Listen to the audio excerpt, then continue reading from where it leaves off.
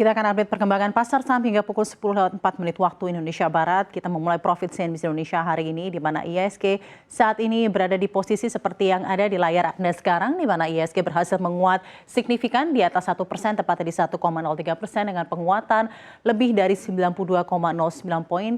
IHSG kembali lagi berada di level psikologis 9.000, tepatnya di 9.043,1.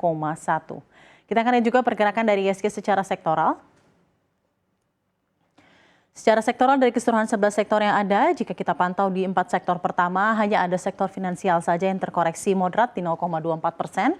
Sedangkan 3 sektor lainnya kita pantau di sini, non-consumer, consumer, dan perindustrian berhasil menguat di level moderat pula, dengan penguatan masing-masing sebesar 0,69, 0,58, dan 0,62%. Lalu kita beralih untuk melihat 4 sektor berikutnya yang ada di Bursa Efek Domestik.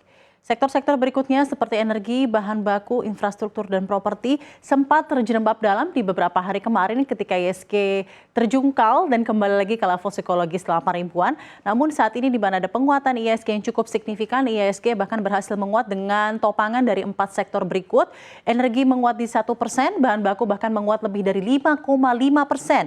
Infrastruktur menguat di 1,8%, dan properti menguat tipis di 0,02%.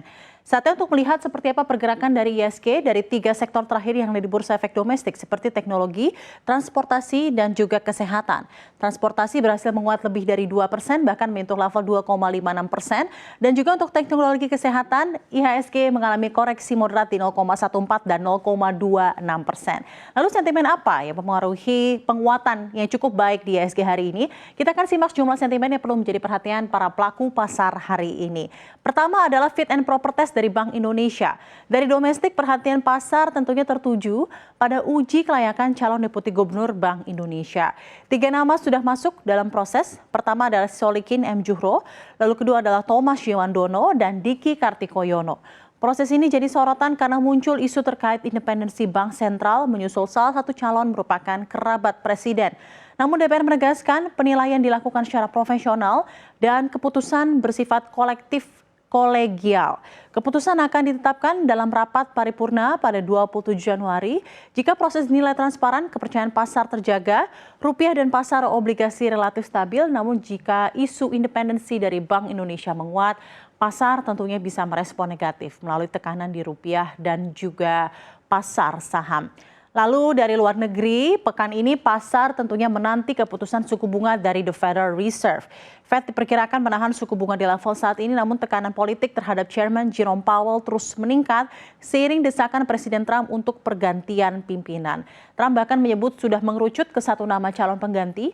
Kondisi ini menambah ketidakpastian di pasar global, di mana di saat bersamaan pasar juga menanti data neraca dagang Amerika Serikat dan klaim pengangguran, di mana data terakhir menunjukkan defisi menyempit dan pasar tenaga kerja masih ketat. Dan implikasinya jika data tetap kuat, dolar dan yield bisa bertahan tinggi, menekan aset berisiko. Namun jika data melemah, ruang pelemahan dolar dan penguatan pasar saham akan terbuka. Lalu kita akan lihat juga beberapa sentimen secara teknikal yang ada dari pasar saham kita.